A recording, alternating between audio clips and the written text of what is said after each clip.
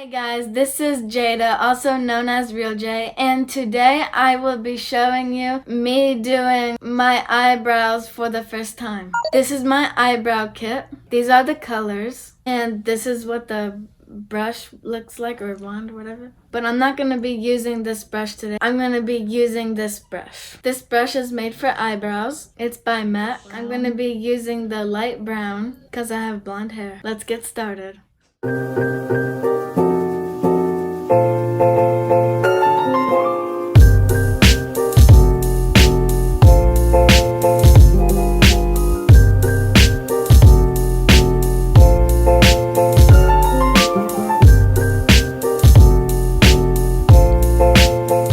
Kind of looks darker than usual. I could have done a better job, but I really like how it turned out. I think that they make my eyes stand out more. I don't recommend this brush that comes with the kit. It has tough bristles. I already did this mascara for the first time, but I'm just gonna do it again to complete the look. I'm doing way better at my mascara now.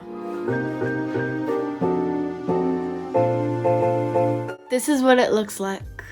Thanks for watching, and give this video a thumbs up and subscribe. Stay real.